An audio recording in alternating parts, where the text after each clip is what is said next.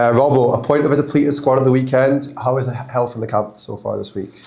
Yeah, we've lost another couple who were feeling it on Saturday, to be fair, that we knew Dylan Smith was one of them, and we knew he was struggling, but Jay Henderson was feeling under the weather.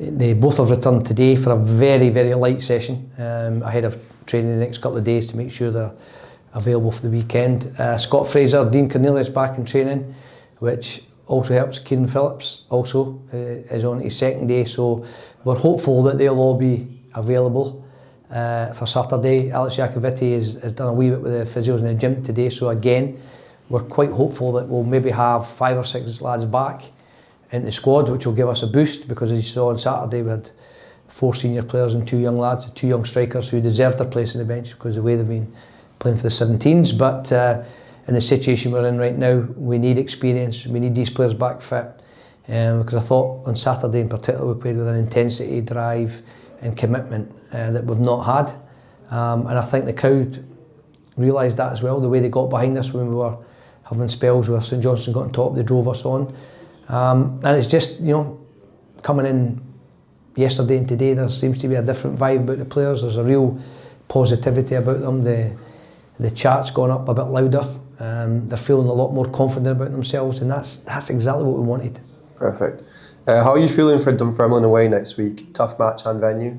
Yeah, it's been 2 great games against Dunfermline so far. 2-2 down at East End and 3-2 for us up here. So they're both teams who want to get at each other, and there's certainly no doubt in each team they have a great threat going forward. But we've got to go down there in a positive mood. As I said, the last time we felt we could have been ahead, we went behind twice and managed to snatch a late draw. And then, you know, up here, brilliant start, 2 goals in 3 minutes.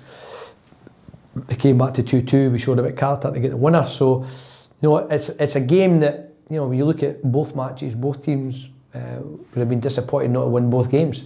That's how tight it's been between us. But it's been tight in an entertaining way. There's been lots of chances, lots of opportunities, great saves, misses, and I don't expect anything different on Saturday.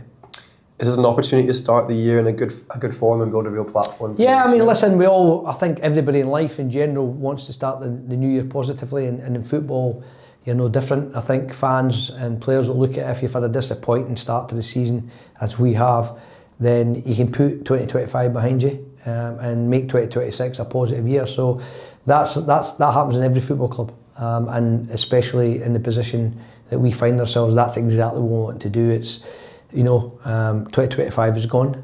We have to make sure that 2026 starts very positively. The minimum requirement for this club is to stay in the Championship this year. First and foremost, that's the battle, because it changes many things if we don't. We've got to win back our fans, we've got to win back their confidence, we've got to win back their belief.